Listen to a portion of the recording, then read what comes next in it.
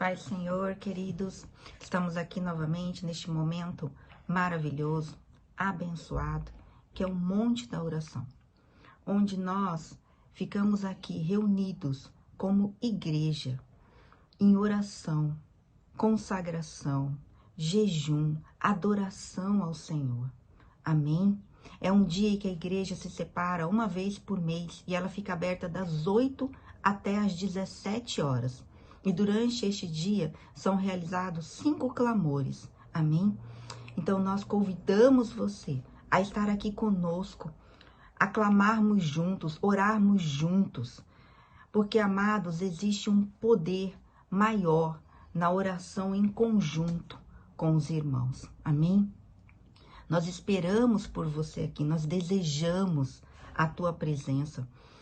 Melhor, nós precisamos da tua presença para estarmos em força maior, em unção maior, em poder maior. Amém? Mais à noite, às 18 horas, nós teremos o culto dos ceifeiros, um culto voltado para líderes de células, líderes de grupos familiares, líderes de grupos de estudos, mas também para aqueles que se candidatam, amém, a se tornarem líderes de células. Candidatos àqueles que desejam fazer a obra do Senhor, servir ao Senhor, servir aos irmãos, servir a Deus, a mesa do Senhor. Amém? Aleluias! Será um culto tremendo, maravilhoso, abençoado, a partir das 18 horas com o apóstolo Peterson. Nós aguardamos você aqui. Aleluias! Glória a Deus! E o clamor agora, das 10 horas da manhã, é um clamor para que haja um avivamento em todas as igrejas do Brasil. Um avivamento de santidade, um avivamento de conversão de almas. Amém? Então, no momento do clamor, eu oro, eu clamo para você que estará comigo, que você disponibilize o seu coração, que você se entregue naquele momento, que você una a fé comigo e que você tenha um coração fervoroso, um coração que se rende naquele momento em intercessão ao Senhor, com desejo alinhado à vontade de Deus, para que haja um avivamento no Brasil, um avivamento nas igrejas, para que haja um mover sobrenatural do Espírito Santo, um mover poderoso, tremendo do Espírito Santo naquele momento. Que você imagine o Espírito Santo, um derramar, uma manifestação do Espírito Santo naquilo que você está clamando. Que haja um desejo para a conversão de almas, para que haja um desejo para sobrenatural em milagres, em curas, que o Espírito Santo se derrame e que cure, que milagres aconteçam, milagres extraordinários, amém? Que você se disponibilize juntamente comigo em fé, aleluias? Em todos os clamores deste dia, que você esteja fervoroso, manifestando juntamente conosco o poder e a unção do Espírito Santo. Aleluias! Glória a Deus. Amém. Então, amados, antes de nós orarmos, eu gostaria de falar um pouco a respeito de avivamentos. É necessário que a gente entenda um pouco de avivamento, amém? O avivamento, ele é um mover aonde a nossa fé, ela fica uma fé mais viva, uma fé mais intensa, uma fé mais desperta, amém? Aonde há uma manifestação poderosa, sobrenatural do Espírito Santo. Amados, não há ninguém como o Espírito Santo. Aleluias. Não há ninguém. O Espírito Santo, ele é a pessoa mais maravilhosa que existe. Ele é a pessoa mais meiga, mais doce, mais gentil, mais sincera que existe. Mais amiga. Não há amigo melhor do que o Espírito Santo. Não há amigo mais leal, mais puro, mais verdadeiro do que o Espírito Santo. Então, eu clamo que você deseje amizade com o Espírito Santo. Eu clamo que você deseje, busque o Espírito Santo, deseje conhecê-lo, deseje que ele seja seu melhor amigo. Amém? Porque O Espírito Santo é tudo que nós precisamos. E a palavra de Deus diz que é o Espírito Santo que nos convence do pecado, da justiça e do juízo. Queridos, eu pergunto para você que está me ouvindo agora, neste momento. A pessoa mais perfeita para nos convencer de que nós estamos errando o alvo, de que nós estamos indo numa direção que não é a direção do Senhor para as nossas vidas. Existe, amados? Não, não existe. Não existe pessoa mais perfeita, mais ideal para nos convencer. A doçura do Espírito Santo é algo que nos constrange. Quando nós abrimos o nosso coração para o Espírito Santo, quando nós convidamos o Espírito Santo para entrar nas nossas vidas, o Espírito Santo, ele nos envolve de tal maneira. O Espírito Santo, ele nos conquista de um jeito que só ele sabe fazer. E ele gera em nós uma nova vida, uma nova história. Uma nova maneira de falar, uma nova maneira de andar, de agir, de se comportar. Ele nos leva a ter um caráter, como o caráter de Cristo. Ele muda os nossos pensamentos. Resumindo, amados, o Espírito Santo nos converte verdadeiramente. Quando nos dispomos a ficar com o Espírito Santo, dispomos a ser amigos do Espírito Santo, ele gera em nós uma conversão verdadeira, real. E uma conversão verdadeira é aquela conversão que muda a estrada onde nós estamos andando, muda a direção que nós estamos indo. Nós somos transformados de glória em glória, de dentro para fora, mas nós não somos a mesma pessoa. Amados, nós mudamos. Mudamos e começamos a andar, a pensar, a agir segundo a palavra de Deus, algo que só o Espírito Santo faz em nós. E não há avivamento se não houver uma conversão verdadeira. Porque o avivamento é uma manifestação poderosa do Espírito Santo. E o Espírito Santo, ele não pode derramar dele. Ele não pode derramar da presença dele, do poder dele, da unção dele em um coração que não está alinhado a ele, não está alinhado ao mesmo pensamento dele, não está alinhado à palavra de Deus. Então é necessário uma conversão real dos nossos corações, para que haja esse avivamento. É necessário que a igreja se encha da presença do Espírito Santo, se encha dos pensamentos do Espírito Santo, tenha o Espírito Santo como melhor amigo, para que venha este avivamento. Amém? E a palavra de Deus, ela nos mostra isso. Ela nos ensina isso. Pedro, nós podemos dizer assim que Pedro foi um dos maiores avivalistas do Novo Testamento. Porque em Atos mostra que na primeira pregação de Pedro, na primeira, cerca de 3.000 almas foram salvas. Mostra que as pessoas levavam às ruas doentes e enfermos e colocavam macas, colocavam camas nas ruas. Vocês conseguem imaginar isso hoje? Imagina aí onde você está, a cidade de Campo Grande, com pessoas levando doentes e enfermos em macas, em camas, colocando nas ruas. E diz a palavra de Deus que esses doentes ficavam ali e apenas a sombra de Pedro, quando ele passava, a sombra, amados, essa sombra, quando ela era depositada, quando aquela sombra refletia naqueles doentes, naqueles enfermos, aquelas pessoas, elas eram curadas.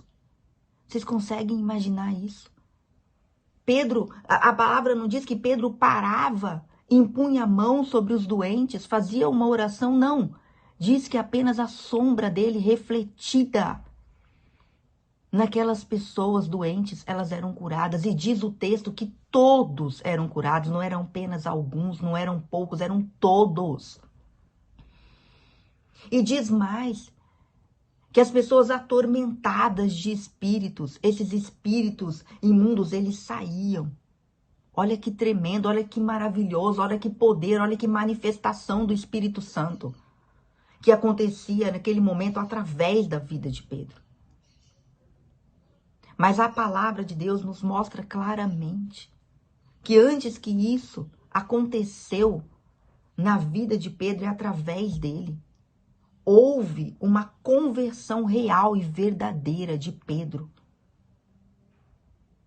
às direções do Espírito, ao mover do Espírito Santo. E é isso que nós vamos ler aqui, rapidamente, no livro de Lucas, no capítulo 22, no versículo 31, amém? Só para contextualizar aqui o que aconteceu na vida de Pedro, porque Jesus falou isso para Pedro. Um pouco antes de Jesus falar isso para Pedro, Jesus, ele pediu, né, que os discípulos, eles encontrassem um lugar para que Jesus se reunisse, né, na Páscoa com eles. Aquele momento da ceia do Senhor. E aí os discípulos, então, encontraram um lugar e ali, né, reunidos com Jesus à mesa, eles partilharam do vinho, partilharam do pão, e Jesus dá naquele momento uma direção, ele dá naquele momento um fato, ele fala algo para os discípulos. Ele diz para os discípulos, olha, algum de vocês aqui irá me trair. Sabe, é algo tão triste de ouvir. Era algo que Jesus estava falando tão triste. E ao mesmo tempo tão importante. Porque Jesus estava ali dando uma revelação. Mas que aquela revelação ia mudar aquele momento da história. Jesus estava dizendo, olha, eu vou ser traído. E algum de vocês irá me trair. É como... Jesus ele está dizendo ali para os discípulos, resumindo, olha, algum de vocês vai me trair e eu vou morrer. Diante dessa revelação tão triste, os discípulos, eles tiveram uma reação que revelou ali que o coração deles não estava verdadeiramente convertido, que eles não haviam entendido realmente o propósito de Jesus aqui na terra, o que Jesus veio fazer, o que realmente era importante para Jesus, o que realmente estava dentro da vontade, do desejo do Senhor. Porque aqueles discípulos, quando eles ouviram aquilo, eles começaram a questionar entre eles, nossa, quem será que vai trair? Qual de nós aqui irá trair ao Senhor? E vocês, assim, se vocês conseguirem ler o texto, deixando fluir a sua imaginação, você pode até começar a pensar que eles começaram a fazer julgamento entre eles. Sabe aquela coisa, né, que ser humano faz? Será, né, que é o André? E de repente o André pensando, será que é o João? E Simão falando, de repente, pensando, é bem que eu percebi mesmo que Tiago estava meio estranho nesses últimos dias, afastado, esquisito. Sabe, como, se você começar a imaginar, você pode até pensar, né, nessas questões de julgamento entre eles. Porque ao invés de eles ficarem preocupados com aquilo que realmente preocupava o Senhor naquele momento, eles começaram a preocupar com coisas que não tinham valor. Porque o problema não era quem iria traí-lo, mas o problema era o Senhor e as almas. Senhor o que vai acontecer? E as almas? E os perdidos? E os cativos, Senhor? Aqueles que precisam de cura, de milagre, de libertação. Senhor, o que faremos? Essa era a real preocupação que deveria ter no coração deles naquele momento. Mas não. Eles começaram a se preocupar quem iria traí-lo. E mais ainda o texto diz que eles começaram a questionar qual deles era o maior entre eles. Amados, isso chega a doer dentro do nosso coração. De ver esse tipo de preocupação no momento de tamanha revelação que Jesus estava dando para eles. E ao invés de eles responderem ao Senhor da maneira como Jesus provavelmente tinha de expectativa, eles começaram a responder com coisas que não tinham valor. E diante dessa situação, Jesus vem no versículo 31 e diz: Simão, Simão. Chega a repetir 2 vezes o nome de Simão. Como se ele falasse: Simão, Simão, não é possível. É essa a preocupação de vocês. Vocês não entenderam nada ainda do que eu vim fazer nessa terra. O valor de uma alma que eu vim para salvar. É por isso que eu estou aqui. E aí Jesus continua: Satanás pediu vocês para peneirá-los como trigo. Amados, quando se peneira trigo, ele é feito de maneira violenta. Aonde o trigo ele é batido numa peneira e a desagregação do fruto que acontece, que passa pela peneira e cai num tecido, que é o fruto, ele é feito de maneira violenta, aonde separa o fruto da palha. E Jesus está dando essa revelação aqui para Simão: olha, Satanás pediu para peneirá-los como trigo, mas eu orei por vocês. Jesus diz para Simão: eu orei por você, para que sua fé não desfaleça. Ou seja, não é que ele não iria passar por problemas, não é que ele não iria passar por dificuldades, mas Jesus orou para que a fé dele não desfalecesse, que ele não desistisse, que ele perseverasse, que ele mantivesse firme a fé. Mas não é possível se manter firme a fé se o teu coração não está alinhado ao Senhor, alinhado aos mesmos desejos, às mesmas vontades do Senhor. Aquilo que o Senhor pensa, aquilo que é importante para o Senhor. Isso não é possível, porque você está desalinhado da palavra. A sua fé vai se tornar uma fé fraca e você vai desistir. E aí Jesus diz: e quando você se converter? Então, se Jesus diz para Simão quando você se converter, porque Simão não estava convertido. Aí ele diz: fortaleça os seus irmãos. Simão, ele precisava se converter, porque quando nós nos convertemos verdadeiramente, nós entramos num processo onde nós crescemos, onde nós amadurecemos, onde nós passamos a depender somente do Senhor. Não mais da nossa força, da nossa capacidade, da nossa inteligência, da nossa sabedoria. Não, nós passamos a depender completamente do Senhor. Nós entendemos que nós somos completamente dependentes dele para fazer todas as coisas nesta terra. E Simão era uma pessoa que ele tinha muita força nele mesmo. Ele tinha muita... como se ele dependesse muito dele mesmo, da força dele, da capacidade dele. E o Senhor precisava que ele entendesse que a força e a capacidade vinham do Senhor, para que ele pudesse vencer, ficasse fortalecido e fortalecesse os demais. E no processo aqui do texto, isso vai acontecendo.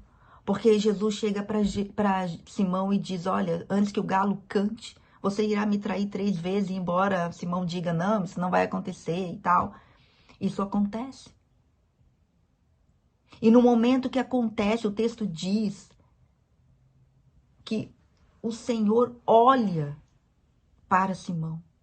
E quando o Simão então vê o Senhor olhando para ele, diz o texto que ele sai e chora amargamente. Isso foi tremendo, porque isso nos revela neste momento que Simão, ele se arrependeu, aquele choro que ele teve foi um choro de arrependimento. E quando nós nos arrependemos, o Espírito Santo encontra um lugar no nosso coração, uma brecha onde ele pode atuar. E aí sim, nos convencer que estamos errando o alvo, nos convencer que estamos errando nas nossas vontades, nos nossos propósitos. Estamos errando, buscando os nossos desejos e andando pelas nossas convicções. E o Espírito Santo vem e nos convence. Porque abrimos o nosso coração, nos arrependemos. E neste momento de arrependimento, nós nos convertemos ao Senhor. E isso é essencial para que venha um avivamento nas nossas vidas. Não há avivamento sem arrependimento. E Pedro, então, se arrependeu, o Espírito Santo pôde fazer a obra, pôde mudar a vida dele. E lá na frente, quando eles estão numa pesca, os discípulos estão numa pesca e Jesus já aparece ressurreto para eles.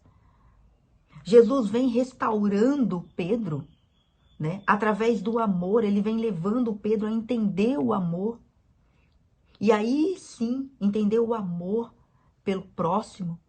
E aí entender o valor de uma alma. O que realmente importa para Deus. Uma alma. Uma alma vale mais que o mundo inteiro, diz a palavra do Senhor. E essa restauração na vida de Pedro que leva ele a entender a importância de uma alma é que libera a manifestação do Espírito Santo, o poder do Espírito Santo, para que ele pudesse levar o Evangelho aos 4 cantos dessa terra, fazer o ID. Amém? Que é por isso que nós, igreja, estamos aqui. É para fazer o ID. É para manifestar o poder, a unção do Espírito Santo. É para levar o Evangelho aos 4 cantos dessa terra. Mas nós precisamos nos alinharmos. Nós precisamos entrar na vontade do Senhor. Entrar na mesma conexão com o Espírito, nos desejos, nos propósitos de Deus nessa terra. A igreja precisa entender isso. A igreja precisa entender o valor de uma alma. Para que venha um avivamento poderoso sobre nós. Para que venha a promessa da palavra, do derramar do Espírito Santo sobre as igrejas. Amém?